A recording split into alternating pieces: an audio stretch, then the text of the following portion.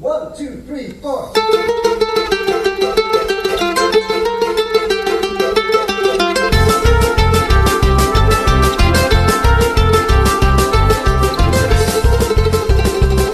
Hello, everybody.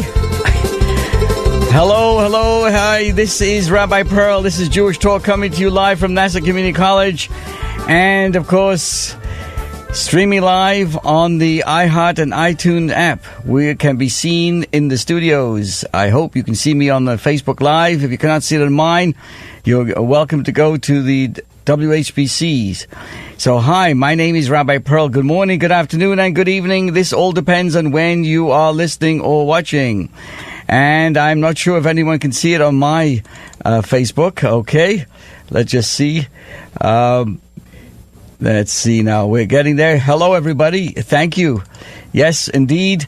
We're live on both the WHPC Facebook as well as on Rabbi Pearl. And as we said last week, this is a program. It's a double-faced program. It's on 2 Facebook pages. So I must share with you the Torah was given more than 3,300 years ago.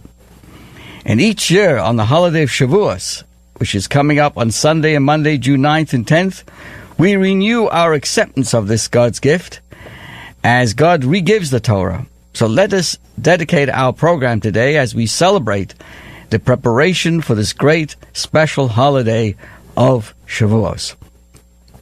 I would like to welcome Harvey Kipnis and Louis Pushkin. And anybody who has anything to say, you're welcome to post it on the pages on Facebook Live, and we'll try to address them and, of course, do a shout-out. So what is Shavuos all about? Shavuos, ever heard of that? It's ironic that this holiday of Shavuos is very little known about this holiday. And it's pretty embarrassing, given the fact that it commemorates the single most important event in Jewish history, the giving of the Torah at Mount Sinai. Shavuos occurs on the 6th day of Sivan. It's the culmination of a 7-week period, the counting of the Omer, that follows Passover. The name Shavuos means weeks, in recognition of the weeks of preparation and the anticipation leading up to the Sinai experience. So 3,000 years ago, after leaving Egypt on the day of Passover, the Jewish people traveled into the Sinai desert. There, the entire Jewish nation, 3 million men, women, and children, directly experienced the divine revelation. This is what the holiday of Shavuos is all about. The giving of the Torah was an event of awesome proportions that indelibly stamped the Jewish nation with a unique character, with faith and destiny. And in those following 3,300 plus years, the Torah ideals, monotheism, justice, responsibility, the value of life, have become the moral basis for Western civilization. Let me quote to you the words of United States President Calvin Coolidge. The Hebraic mortars cemented the foundations of American democracy. So welcome, everybody, to Joanne Sand, to Doug Ugent, Dr. Stephen Mark Shore, to Dr. Kilshevsky, and he's actually watching us from Tel Aviv. Wow, unbelievable. Welcome, everybody. We'll be discussing the significance of this day in the land of Israel. This is called Yom Yerushalayim.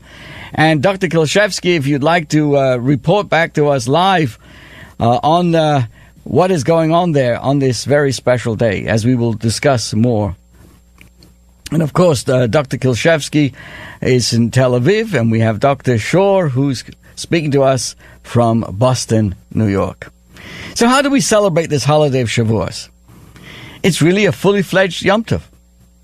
In Israel, Shavuos lasts 1 day. Outside of Israel, it is 2 days. So make a note of this. Next Sunday and Monday is the Jewish holidays of Shavuos. Perhaps the reason for the relative obscurity of the holiday of Shavuos is because there's no obvious symbol, so to speak. There's no shofar like we have on Rosh Hashanah. There's no sukkah like we have on Sukkot. There's no Hanukkah menorah.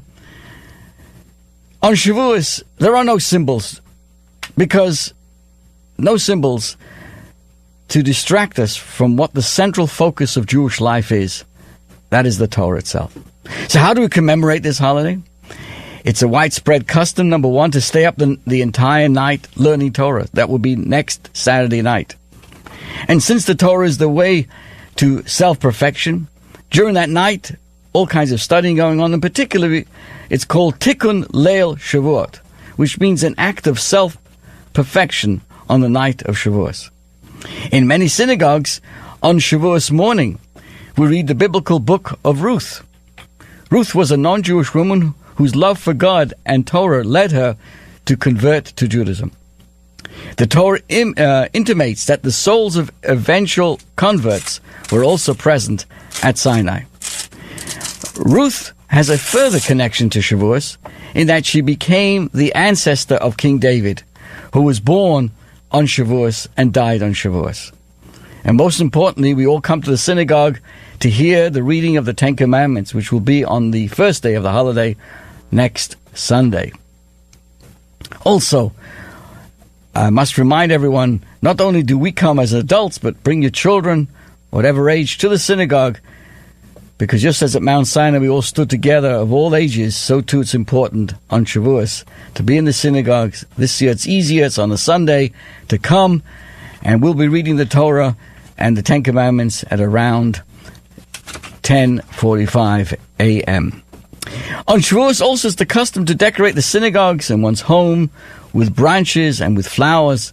This is because Mount Sinai blossomed with flowers on the day the Torah was given. Also, the Bible associates Shavuos with a harvest of wheat and fruits, it marks the beginning of the first fruits in the Holy Temple, as an expression of thanksgiving. Also, don't forget, on the second day of the holiday, on the Monday, we include the Yizkor memorial services for those who are loved ones for our departed. Also included in the holiday of Shavuos is a universal Jewish tradition of eating dairy foods. And I'd like to share with you some of the reasons that have been suggested of why we make a point of eating lots of different kinds of dairy foods. And I just want to take the time out to say hello to Gus, who is joining us, and to, let's see who else is joining us. Again, coming from Renee Critton, good morning to you as well. So why is it the custom to have these dairy foods on the holiday? Well, one reason you suggested is when the Torah was given to us at Mount Sinai, right away we became obligated to keep kosher. And that included, of course, the proper slaughter of animals. Since they did not have time to prepare kosher meat, so they ate dairy instead. Another reason given, that the numerical value of the Hebrew word milk, chalav, is equal to 40. And this hints to the 40 days that Moses spent atop Mount Sinai and the 40 years the Jews spent wandering the desert. I want to say hello to Abner Zarabi. Thank you for coming. Shalom to you.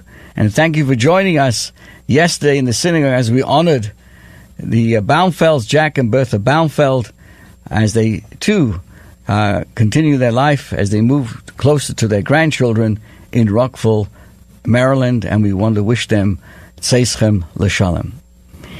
Hello to Patty Fuchs. Good morning to you. Another reason why we have milk products on the holiday of Shavuos, because Moses was born on the 7th day of Adar, and he stayed home for 3 months with his family.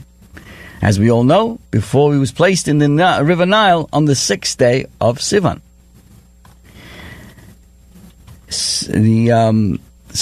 From the day he was born, and born on the 7th day of Adar, and then he was hidden in his family for 3 months, and the day he was put into the basket and put on the River Nile was the 6th day of Sivan, 3 months later. Now, we all know that Moses was rescued by Pharaoh's daughter, who adopted Moses and took him to live in Pharaoh's palace. But right away there was a problem. What to feed the baby? Right? She found him, Batya found him in the basket. As we all know, Moses was the first basket case.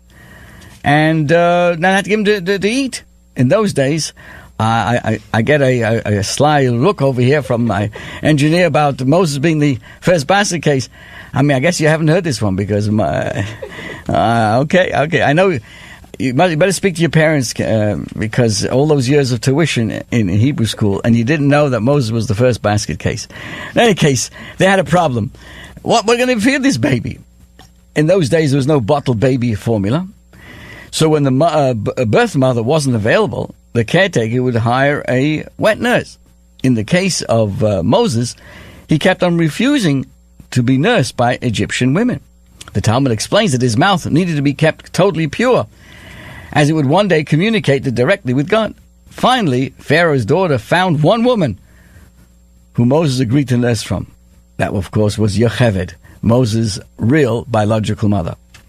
So appreciate the irony. Pharaoh's had this terrible decree against all Jewish babies, and that was specifically intended to prevent a new generation of Jewish leadership. So what happened instead? Moses, the upcoming Jewish leader, was raised, educated, and trained right under Pharaoh's nose. And he had a pretty long nose. In Pharaoh's own home and at Pharaoh's expense. And on top of it, Moses' mother gets a paid salary to take care of him. Therefore, the eating of dairy foods on Shavuos commemorates this phenomenon in the early life of Moses, which occurred on the 6th day of Sivan, the day on which Shavuos falls. I just want to make sure I'm recognizing all those people who are watching us. Hello to Sean. Wow, Sean Nowat, our station director here. Thank you, Sean, for joining us this morning. And but I'm going to give you another important reason, a deeper reason of why we eat cheesecake on the holiday of Shavuos. Milk is actually refined blood. In a complex, wondrous process, the mammary glands transform blood into pure white milk. Now, there's something supernatural about that. To take a liquid as pungent and distasteful as blood and convert it into a nourishing, drinkable food is nothing short of a miracle. Now, we can simulate this miracle in our own lives as well. Because blood represents raw animalistic passion, an untamed instinct. Milk, on the other hand, is a symbol of refinement, of purity of character. Making milk out of blood represents a refining of our lower instincts, which is really our life's goal.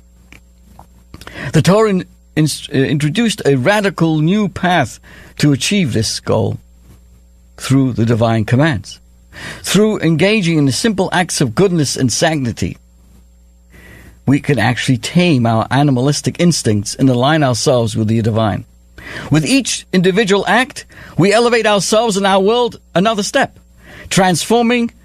gradually transforming a world which is rough and untamed into a home for the Almighty God. So in a sense, we can turn our own blood into milk. So I also love cheesecake. But this year, as we eat it, let's remember the message behind it. And the Torah was given to transform our selfish appetites into an appetite for giving to others. Think about it. We turn our blood, which is just for ourselves, into milk. What's the significance of milk? That's the one thing the body produces just to give to another. Fascinating. In honor of Dr. Kilshevsky, who is actually listening and watching us in Tel Aviv, Israel, I'm giving a big wave out now, a big wave to everybody. Today, let me give you the background. In 1967, Israeli paratroopers completed their capture of the old city of Jerusalem, restoring Jewish control of the Temple Mount, which of course is Judaism's holiest site. Soldiers danced, sang, and cried at the Western Wall, the site of Jewish prayers for centuries. A plaza was cleared in front of the wall, and 1 week later, tens of thousands of Jewish people swarmed to the site on the holy holiday of Shavuos in 1967. Today, on the Jewish calendar, is that date, ER 28. Is celebrated today as Yom Yerushalayim, commemorating the reunification of the Holy City, which had stood as the capital of the Jewish nation for more than 3,000 years. So Israel had reclaimed the Western Wall, and for the first time, this was in 67, in the 19 years Jews, now for the first time since the beginning of the State of Israel, Jewish people now had access to the area surrounding the Temple Mount. On Shavuos itself, the Western Wall first became open to visitors because they had to clear away, make sure everything was safe. So going back to 1967, on that Shavuos, just a few days after the beginnings of the Six-Day War, which was on the 26th of Iyar, more than 200,000 Jewish people journeyed by foot to the Western Wall. In subsequent years, this pedestrian pilgrimage of going to the wall on Shavuos has become a reoccurring tradition. Early on the Shavuos morning, after a full night of learning, the streets of Jerusalem are filled with tens of thousands of people walking to the Western Wall. I guess in a certain sense this tradition has a biblical precedence, because, Shavuos is one of the Judaism's three main pilgrimage festivals, where the entire nation would gather in Jerusalem for celebration and study. So let us remember that and celebrate that and thank Hashem for all the many miracles. If anybody has any questions or comments, please post them. Let me take a look at our Facebook Live. We want to say good morning to Parish Fayetta, and thank you very much, Dr. Kilshevsky. Jean Marie has joined us, and we're discussing the significance of Shavuos. Many years ago, let me tell you a little secret. I was very friendly with Alan Fortunoff of blessed memory, and I told him, you must make a white sale for Shavuos, a special white sale. He said, "You're nuts, Rabbi." I said, no, I want you to call it Shavuos White Sale. He said, why would you want to do it? I said, because Shavuos is one of the best kept secrets on Long Island. Everybody knows about Rosh Hashanah and Yom Kippur and Pesach and this and that. Come Shavuos, boom, it doesn't even exist. So remember, dear friends, you have now been educated. Next Sunday and Monday is a Jewish holiday of Shavuos. It's a different kind of holiday, different than all the other holidays on the Hebrew calendar. Shavuos commemorates again the date on which we received the Torah at Mount Sinai. It's the only festival, though, is preceded by a lengthy countdown. You see, for 49 days we take note of how far we have already come to reenacting this most momentum event of the history. It's called the Counting of the Omer. Just as for our ancestors of old, the journey from Passover to Mount Sinai took 7 weeks of 7 days, the holy number of 7 represents sanctity squared. So today is the 43rd day of the Counting of the Omer, as we prepare ourselves for the holiday of Shavuos. And the significance of that count has a fascinating contemporary parallel. Let me explain. Newspaper accounts in the past few weeks record the remarkable phenomenon of thousands of adventurers from around the globe taking part in a grueling attempt to scale the top of Mount Everest. I understand that Dr. Kilshevsky, on his bucket list, he's going to climb up Mount Everest, and I know his mother-in-law, Dorothy, has no idea why he would ever want to do that, but that's his ultimate desire. So many people make this attempt to scale the top of Mount Everest, the highest mountain in the world. While once a feat achieved, if we go back, only by the hardiest and the rarest few, today it's still different. The top of the Everest tip has now been described as becoming like a zoo. Climbers push and shove each other to take selfies. People by the dozens wait hours in line with temperatures where even an extra hour or two can mean the difference between life and death. And they stand in line just to reach the summit. And indeed, for the unlucky ones, this has been one of the most deadliest climbing seasons on Everest. And as was reported, at least 10 people lost their lives trying to do that. Yet, the dedicated thrill the seekers, look for remains undeterred. People will keep on going. As was one person was quoted, I was not prepared to see the sick climbers being dragged down the mountain by Sherpas, or the surreal experience of finding dead bodies. One of the successful conquerors of Everest was quoted. But all the difficulties were, in retrospect, insignificant. He had read about the explorer as a boy, and he said he always wanted to get to the one spot where you could stand higher than any place on earth. What is it about climbing mountains that can inspire such devotion? I read how a mountaineer, Greg Child, his name, movingly said that somewhere between the bottom of the climb and the summit is the answer to the mystery of why we climb. It is the climb that tests our resolve. It is the climb that is the challenge. It is the climb that provides the answers to the limits of our potential and our possibilities. And as Sir Edmund Hillary puts it, it is not the mountain that we conquer, but it is ourselves. Mountaintops are geographic locations. In a more profound sense, they are really a visual representation of our own life's ongoing trials.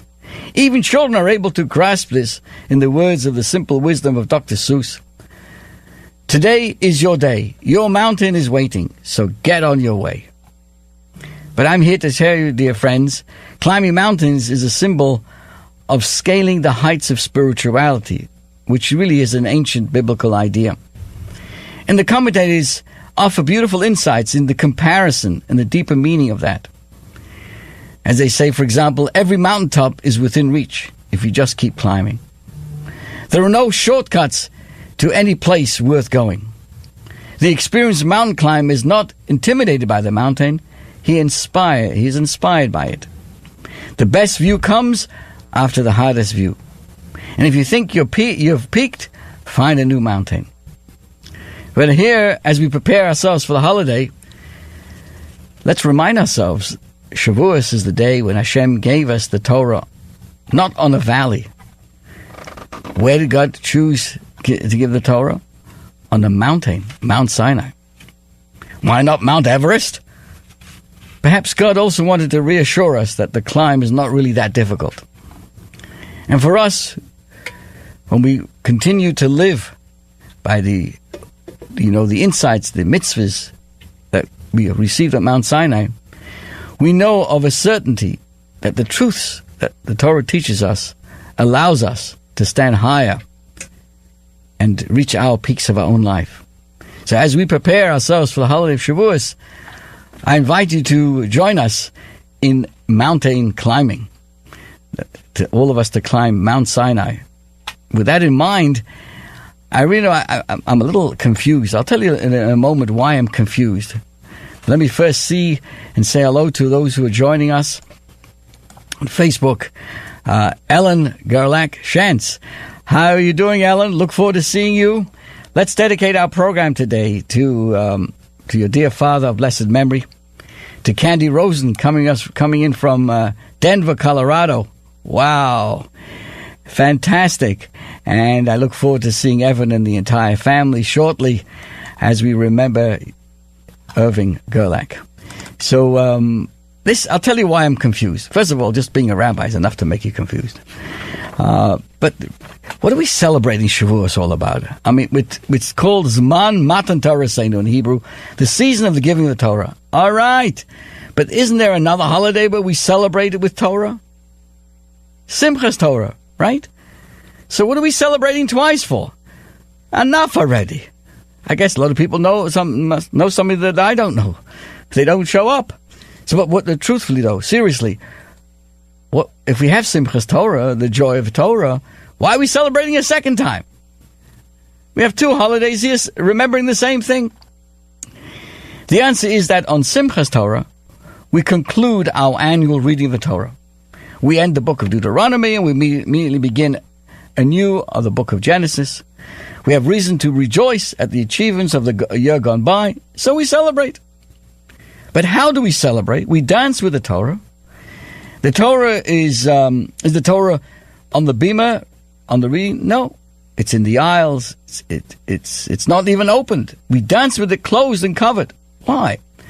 Because Simchas Torah reminds us that even if we haven't opened the Torah all year long, every one of us has a spiritual place in the Torah. Everybody dances with the Torah in the same way.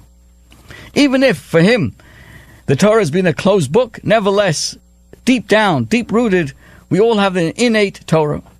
That's what we celebrate, the inner connection we all have. Each and every one of us has an intrinsic relationship. The Torah is not the private property of some intellectual elite, scholars or simple folks. All of us, it belongs to one and all. That's what Simchas Torah is all about. But there comes a time when you have to open up the book. We don't dance with the Torah wrapped in its mantle all year round. That's for Simchas Torah. But we also have to open, read, study, ask, learn, and become more familiar with our heritage. We need to get to know Torah from the inside to understand the Torah as a textbook as well. That time is every day. But the anniversary of the giving of the Torah is Shavuos. This is when we celebrate the Torah as a book of learning, as a moral code, as an ethical system, as a guiding light in our life, in our relationship with Hashem. So Shavuos reminds us the Torah is not only a beautiful, cherished, ceremonial ornament to revere and dance with, as on Simchas Torah, but really the source of all of our wisdom, our knowledge, our understanding about life and how we are able to live it. I was once at a celebration where they welcomed a new Torah into the neighborhood congregation. And this is what I heard from the rabbi. He shared a very apt analogy. And he told the story of two sisters. One married a rich man, and the other husband was poor. Yeah, ironically, it was the wealthier sister who was the unhappy one. So she was married to the rich guy, but she wasn't so happy. Her sister couldn't understand. Why would she be so miserable? He supports you handsomely. He buys you beautiful clothes, expensive jewelry. Just look at your diamonds. Why are you so unhappy? The wealthy sister replied, actually, I'm jealous of you, my sister. You have a wonderful, loving relationship with your husband. Yes, my husband does buy me expensive things. It is true that he spends money on me, but your husband spends time with you, and mine does not. So while it may be true that we adorn our Torahs with exquisite velvet mantles, precious silver crowns, breastplates, bells, pointers, all the expensive ornaments don't come close to the spending time with the Torah. And the Torah is unhappy and cries out, thank you so much for your silver, thanks for the decor, but what I really want is you. I want your time, your mind, I want you. It is surely one of the sad ironies of our life today that this is one of the most educated generations, and yet it's one of the most ignorant in terms of understanding our heritage. How is it that we have produced the most successful people in the professions, in commerce, titans of industry, yet the knowledge of our priceless Jewish wisdom is at an all-time low? Why is it that our most brilliant legal minds have never even read a single page of the Talmud? Why should our most sophisticated computer whiz kids not know which way to hold a prayer book? Why should Ivy League professors be content with the Jewish education of a 12-year-old? And otherwise intelligent, mature adults satisfy themselves with the Jewish syllabus of a nursery school. So on Shavuos, we are reminded that we need to open the book and spend some quality time, meaningful study time with the Torah. Practically speaking, this is the season to commit ourselves to a regular time for Torah study. In every community, there are so many options to choose from. Wherever we are in our Jewish education, it must be ongoing. We must find fixed times for Torah learning, and those times should be non-negotiable. And because this is the season of the giving of the Torah, we are assured that the Torah will indeed be given to us once again if we but make the sincere effort to acquire it. Hopefully, this Shavuos coming up will be for all of us not only the season of the giving of the Torah, that's His job, but the season of receiving the Torah, which is our job. This is your host, Rabbi Pearl, wishing you the best. Good Yontif. Stay well. and good health. Thank you again.